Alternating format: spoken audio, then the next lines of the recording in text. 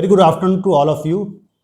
आज हम लोग जो जिस विषय पे चर्चा करने के लिए आए हैं उसमें जो सबसे अहम है, जो बच्चों के मन में रहती है कि एमडी जो पोस्ट ग्रेजुएट की डिग्री है, इसका प्रिपरेशन कैसे हम लोग करेंगे, कहाँ से शुरू करें, इसकी शुरुआत कहाँ से होनी चाहिए। क्या फर्स्ट ईयर से शुरू करना चाहिए, ना सेकंड ईयर से शुरू करनी चाहिए, थर्ड ईयर से, ना फाइनल ईयर या इंटर्नशिप के बाद हम लोग सोचेंगे कि एमडी का प्रिपरेशन करें। तो इन सारे क्वेश्चंस का जवाब आज हम लोग इस वीडियो के माध्यम से आप लोगों को देंगे। तो जो पहला चीज है कि इसकी तैयारी कब से करनी चाहिए।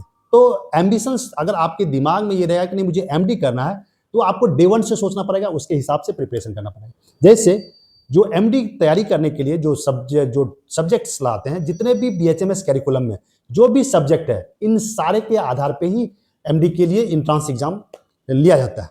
जो इंट्रांस एग्जाम का जो सिलेबस होता है वो बीएचएमएस के आधार पे ही आता है। तो आपको फर्स्ट ईयर से ही, जैसे फर्स्ट ईयर में हम लोग materia Medica, organ of medicine, even repertory कुछ हद तक पढ़ते हैं, जो सीबीडीसी का नया करिकुलम है, और जो एलाइड सब्जेक्ट है एनाटॉमी और फिजियोलॉजी। तो होम्योपैथिक डॉक्टर्स के लिए जो सबसे बड़ी परेशानी रहती है एलाइड सब्जेक्ट, उसको वो लोग उतने ढंग से नहीं पढ़ते हैं जितना कि होम्योपैथिक सब्जेक्ट को पढ़ते हैं। ऐसा नहीं है, आपको पैरेलल वे में जितना एलाइड सब्जेक्ट पढ़ना है उससे ज़्यादा और उससे कम भी नहीं होम्योपैथी करना है, होम्योपैथी सब्जेक्ट को पढ़ना। यानी कि जो एमडी की तैयारी करेंगे ना, जो उसके लिए जो एमसीक्यूज आते हैं वो आपको मटेरिया मेडिका में से भी आते हैं, ऑर्गन से भी आते हैं, रिपर्टरी से भी आते हैं और एलाइड सब्जेक्ट से भी आते हैं। तो अभी से अगर इस माइंड सेटअप से हम लोग तैयारी करें कि नहीं, जो भी एलाइड सब्जेक्ट है उसका नोट्स अपने से प्रिपेयर कर लें।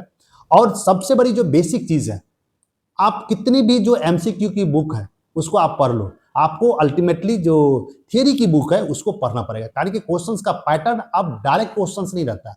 अब आपको जब तक थॉरोली आप सब्जेक्ट को नहीं पढ़े रहेंगे तो इज वेरी डिफिकल्ट। जैसे हम लोग सेकंड ईयर में जाएंगे, सेकंड ईयर में आपको पैथोलॉजी और फोरेंसिक के रूप में एलाइड सब्जेक्ट पढ़ना है, उसके साथ साथ जो मटेरिया मेडिका और ऑर्गन है और रिपर्टरी। थर्ड ईयर में जब जाएंगे तो उसके लिए सर्जरी, गायनियोप्स, उसके साथ साथ आपको मटेरिया रहेगा, ऑर्गन तो मटेरिया ऑर्गन तो रहेगा ही, और साथ साथ रिपर्टरी। फोर्थ ईयर में जब जाएंगे तो उसमें एलाइड सब्जेक्ट के रूप में आपको practice of medicine, community medicine और होम्योपैथी सब्जेक्ट के रूप में materia Medica, organ and repertory, ये सारा आपको करना है। फर्स्ट ईयर में जो एक और चीज सब्जेक्ट हम लोग का छूट गया, फार्मेसी। तो इन सारे को अगर हम लोग कैलकुलेट करते हैं तो टोटल 12 सब्जेक्ट हम लोग को पढ़ना रहता है। इन 12 सब्जेक्ट को ईच एंड एवरी सब्जेक्ट का इक्वल वेट है, आपको उसके हिसाब से ही पढ़ना पड़ेगा। हाँ, नंबर ऑफ क्वेश्चंस कुछ सब्जेक्ट से ज्यादा आता है, कुछ सब्जेक्ट से कम है। तो जो भी तैयारी करने के लिए सोचेंगे, अगर आप फर्स्ट ईयर से सोच रहे हैं तो सोचिए, कोई दिक्कत नहीं है, लेकिन उस वक्त एमसीक्यू मत बनाइए। आप जिस ईयर में है उस ईयर को अगर आप अच्छे ढंग से पढ़ पा रहे हैं, चाहे वो फर्स्ट ईयर में अगर है तो फर्स्ट ईयर के जितने भी सब्जेक्ट्स हैं उसको डिटेल्स करके पढ़ लिए, थॉरोली पढ़िए, ताकि कोई चीजों को समझने में, अंडरस्टैंडिंग करने में, यानी कि अब ट्रिकी क्वेश्चंस आता है।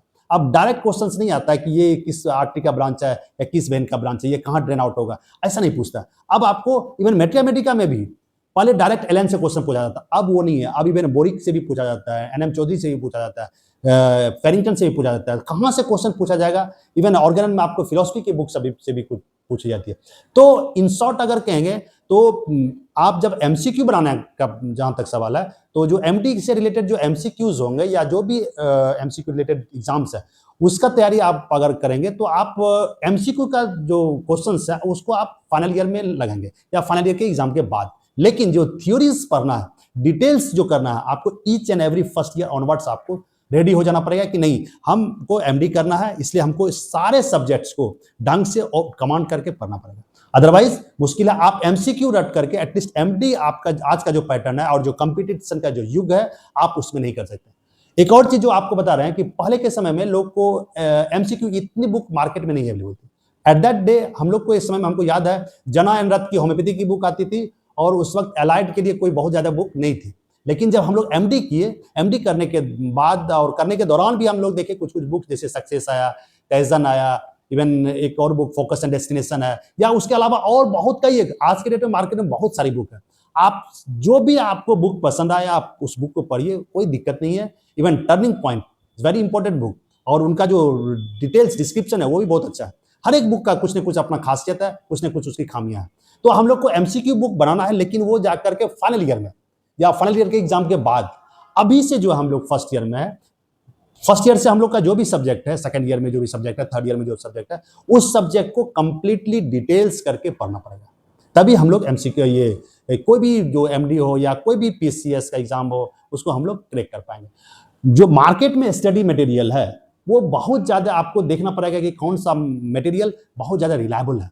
तो रिलायबिलिटी इन सारे चीज़ों में बहुत ज़्यादा मतलब टाइम वेस्ट ना करके आपका जो टेक्स्ट है उसको आप पढ़िए, रिजल्ट 100% श्योर होगा। इन सारे सब्जेक्ट्स को लेकर के हम लोग बीच-बीच में कुछ-कुछ वीडियो बनाते रहेंगे और स्पेशली फार्मेसी सब को लेकर के या जो भी एलाइड सब्जेक्ट या होम्योपैथी सब्जेक्ट है, उसको लेकर के भी हम लोग बीच-बीच में वीडियो बनाते रहेंगे, जो कि आपके लिए प्रिपरेशन करने के लिए या कौन-सा चैप्टर को कैसे पढ़ना है, उसको कैसे याद रखना है। जैसे फार्मेसी को लेकर के हम लोग अगर करेंगे, तो फार्मेसी में कुछ-कुछ क्वेश्चन्स डायरेक्ट रहते हैं जैसे सोर्सेस से, तो आपको उसको कैसे याद रखना है, सब कुछ तो याद करना पॉसिबल नहीं हो पाता है। तो कहाँ से क्वेश्चंस पूछे जाते हैं, इवन जैसे लेजिस्लेशन सबसे भी कुछ-कुछ क्वेश्चंस पूछे जाते हैं, प्रिस्क्रिप्शन राइटिंग से, ड्रग ग्रुपिंग से, तो इन सब को लेकर के हम लोग नेक्स्ट वीडियो बनाते रहेंगे। Okay, thank you.